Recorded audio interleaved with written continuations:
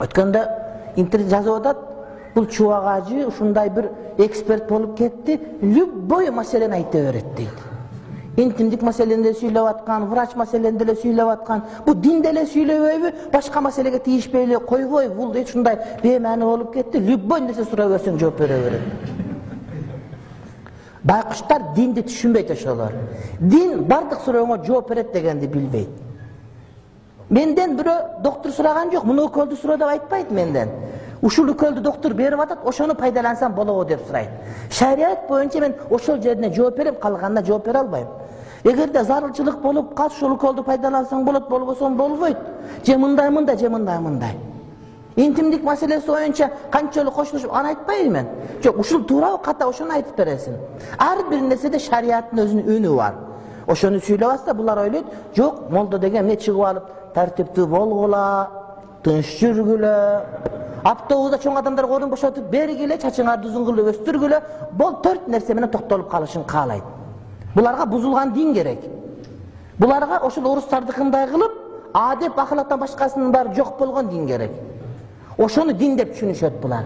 Бардык теманы түшүндүрүп айтып берип атсаң, бул аралашып кеткен саясатты сүйлөйт, экономиканы сүйлөйт, мамлекетти башкарууну сүйлөйт, депутаттардын ишине аралашат, мыйзамга аралашат, активный аябай дейт. Анан жаман көрүшөт. Булар динди жаман көргөндөр. Булар динди Кудай Таала каалагандай эмес, бузулган өздөрүнө курал жарак боло турган динди каалашат. Адамдарды башкарганга дин керек, адамдарды айдаганга дин керек, бирок адамдарды бактылуу болгонго дин керек эмес. Мына мен айтканым керек деп ошону каалаган алладинин, дин сиздердин динди каалабагандардын түшүнүгү. Мунун бардыгына токтолуп отуруу азыр биздин шарт эмес.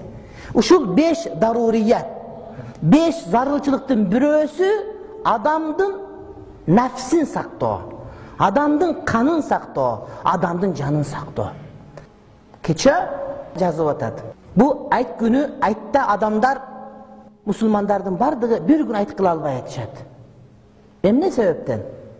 2 себептин бири бар деп айтышат дейт. Биринчиси, мусулмандар аалам боюнча бир да авторитеттүү аалымы жок. Бардыгы сөзүн уга турган. Ошол мындай бүгүн айт десе бардыгы уга бере турган ушундай адамы жок дейт. Же дейт, авторитеттүү уюму жок дейт.